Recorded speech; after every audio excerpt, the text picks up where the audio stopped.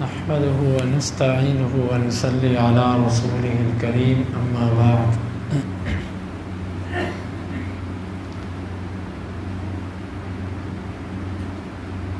رسول اللہ صلی اللہ علیہ وسلم بارش کے موقع پر کچھ اعمال کیا کرتے تھے کہ جو آج ہم اس طرف توجہ نہیں کرتے.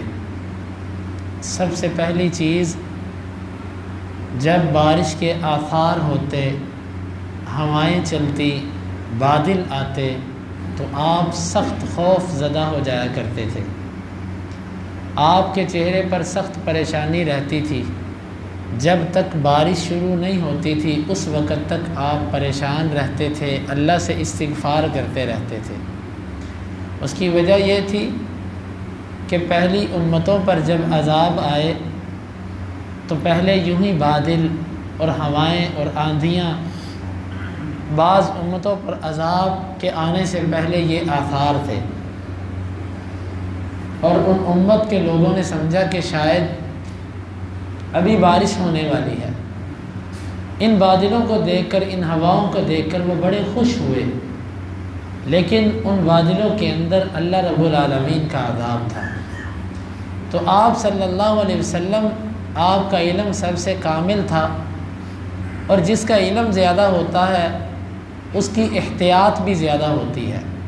آپ جب یہ بادل دیکھتے تو آپ انتہائی پریشان رہتے جب تک یہ بادل بارش کی صورت میں بدل نہ جاتے، اس وقت تک آپ کی پریشانی ختم نہیں ہوتی تھی.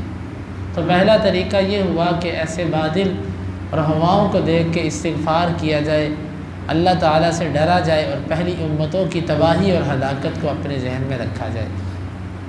دوسرا آپ کا طریقہ مبارک یہ تھا کہ جب بارش ہوتی تو آپ یوں اپنے بازو سے قمیض کا یہ حصہ پیچھے کرتے اور یہاں پر بارش کے کچھ قطرات لیتے. یہ آپ عمل اس وقت کیا کرتے تھے جب پہلی بارش ہوتی، مسلسل بارشوں کے اندر نہیں. جب پہلی بارش ہوتی اور اس کے پہلے قطرات گرتے تو آپ اپنی قمیض کے بازو کو ننگا کرتے اور یوں بارش کے ساتھ ایسے اپنے کچھ قطرے اپنے بازو پر گراتے، اور آپ یہ کہا کرتے تھے کہ ھذا حدیث عہد بربہ، یہ اللہ تعالیٰ کے قریب سے ابھی آئی ہے. یہ اللہ کے نبی صلی اللہ علیہ وسلم کی اللہ تعالیٰ سے ایک محبت تھی.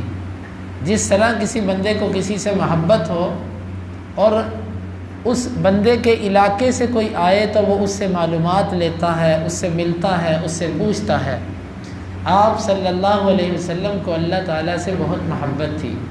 تو بارش چونکہ اوپر سے آتی ہے تو آپ یہ کہا کرتے تھے یہ ابھی میرے رب کے قریب سے آئی ہے، ابھی میرے رب کے قریب سے آئی ہے.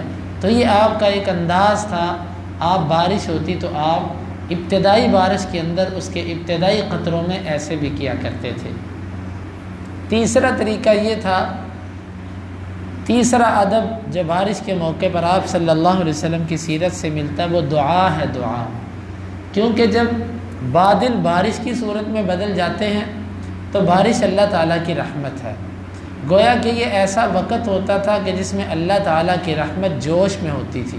تو آپ صلی اللہ علیہ وسلم اس موقع سے فائدہ اٹھاتے تھے کہ اب اللہ تعالیٰ کی رحمت جوش میں ہے، آپ اللہ تعالیٰ سے دعا کیا کرتے تھے. بارش کے موقع پر دعا کرنا یہ سنت بھی ہم سے تقریباً چھوٹ چکی ہے.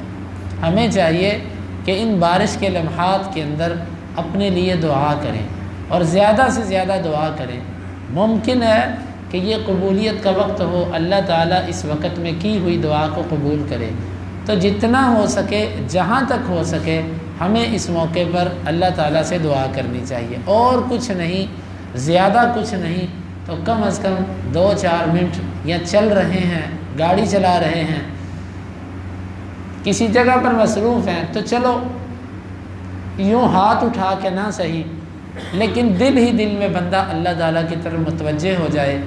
بندہ اپنی قبر اور اپنی آخرت کی منزلوں کی آسانی کی اللہ تعالیٰ سے دعا کر لے، اور باقی جو زندگی ہے اس میں ایمان کی سلامتی اور صحت اور عافیت کی اللہ تعالیٰ سے دعا کر لے.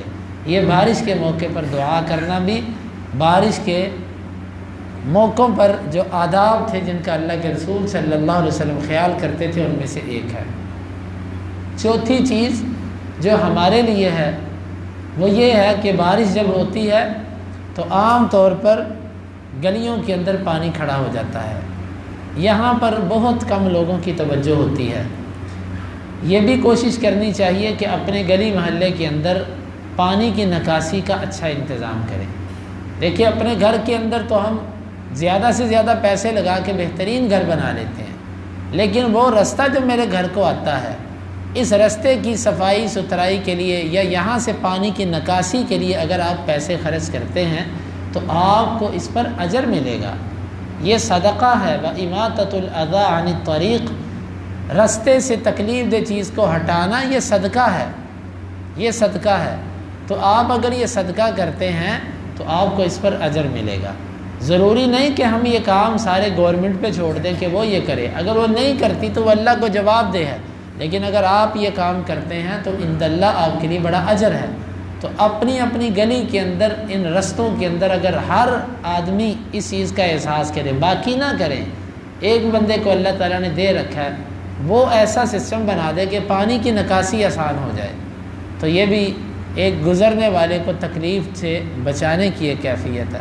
اور بعض گٹروں کا پانی ایسا ہوتا ہے کہ وہ بارش کے علاوہ بھی ابلتا رہتا ہے، تو اس میں بھی حد الوسع کوشش کرنی چاہیے کہ انسان یہاں پر اس موقع پر اگر پیسے خرچ کر دیتا ہے تو یہ ایک صدقہ ہے، گزرنے والے کے لیے آسانی ہے۔ لوگ نماز کے لیے گزریں گے، لوگ اپنی ضرورت کے لیے گزریں گے، ان پر گندے پانی کی چھینٹیں نہیں پڑیں گی، ان کے لیے راستے میں چلنے میں آسانی ہوگی۔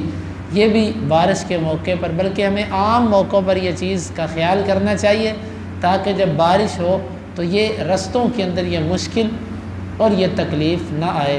اللہ رب العالمین سے دعا ہے اللہ تعالی ہمیں اسلام کے جو بتلائے ہوئے آداب ہیں ان کو ملحوظ خاطر رکھنے کی توفیق عطا فرمائے۔